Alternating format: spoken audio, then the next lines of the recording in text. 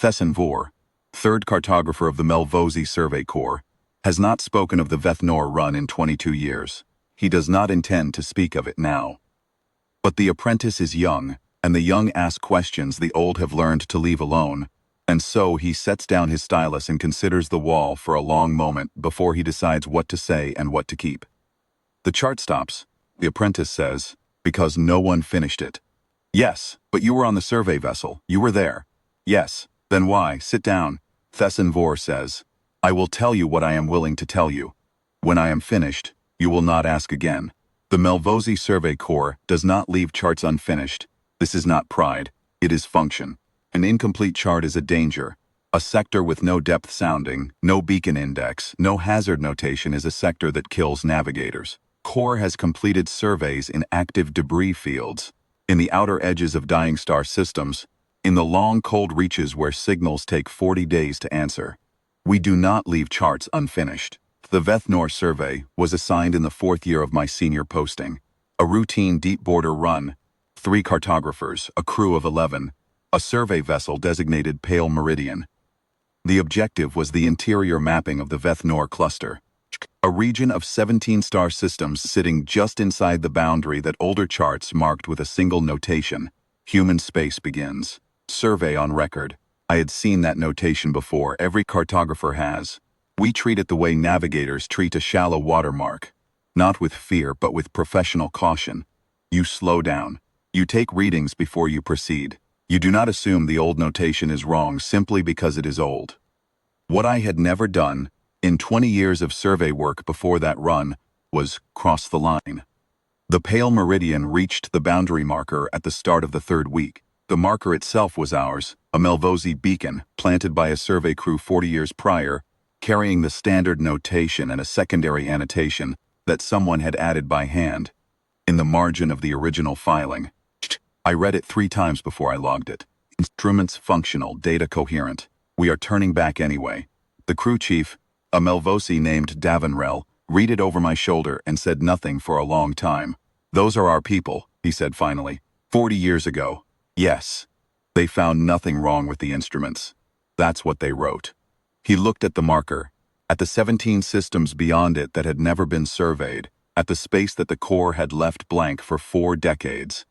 Then he looked at me. We have our orders, he said. We do, I agreed. We crossed the line. The first 3 systems were unremarkable. I want to be precise about this, because precision matters when you are explaining why a chart was sealed. The star data was normal. The planetary compositions were normal. The hazard readings, radiation, debris density, gravitational anomaly, were all within standard survey parameters. If I had filed the chart at the end of the 3rd system, it would have read as a routine, slightly dull border cluster, nothing to justify 40 years of avoidance. The 2nd cartographer, a younger Melvosi named Orvith, said as much on the 4th day inside the cluster. I don't understand what the old crews were afraid of, he said. He was not speaking to me. He was logging a supplemental note into his personal record. Venton systems, standard composition, no anomalies. I'm beginning to think the margin note was a navigation error. Someone got spooked by equipment drift and turned back. I did not respond. I was watching the long-range depth reader, which had begun in the past hour, to return readings that I could not immediately classify. Not anomalous readings, not error readings. Readings that were simply dense, as if the sector contained more information than a sector of its size should contain. As if every cubic measure of space in the Vethnor cluster had been attended to, noted, filed. I ran the calibration check 4 times. The instruments were functional. The data was coherent.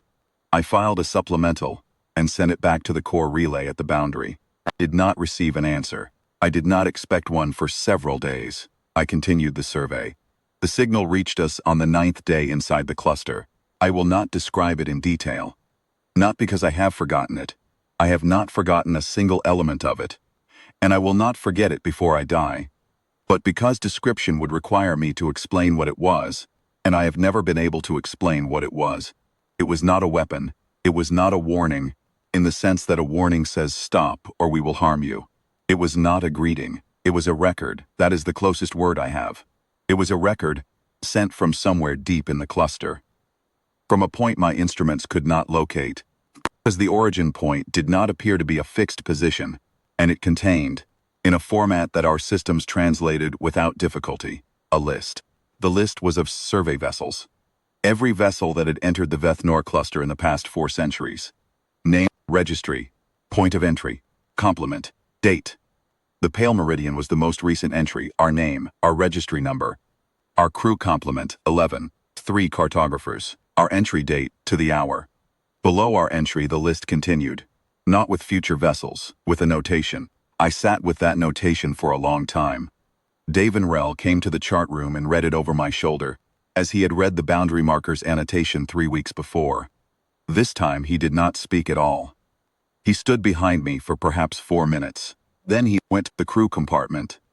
And I heard, through the bulkhead, the low sounds of a conversation I was not part of.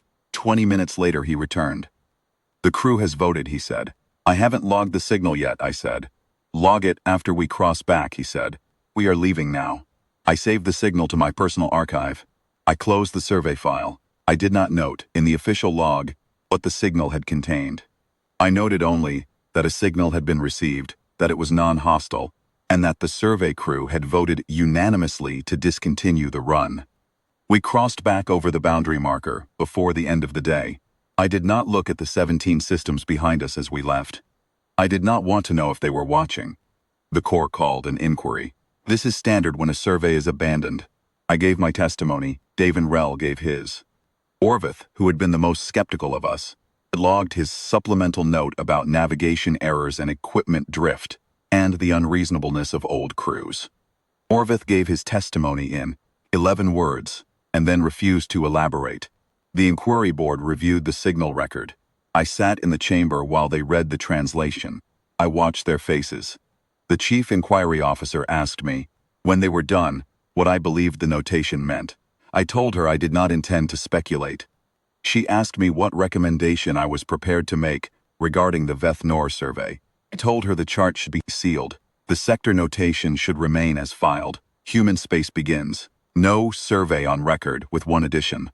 The addition I recommended was short. I had been composing it in my mind since the day we crossed back. Instruments functional. Data coherent. Do not finish this chart. The chief inquiry officer looked at me for a long time. Then she looked at the other board members. Then she approved the notation, sealed the file, and retired the Pale Meridian's designation from the active registry. No vessel has carried that name since. In the chart room on Melvos Prime, in the archive that holds the sealed surveys, the Veth-Norfer file sits in a case, marked with the standard sealing notation, and one additional line, added by my hand at the time of closure. Surveyor's discretion. Interior data withheld. See marginal note. The marginal note says what the notation says.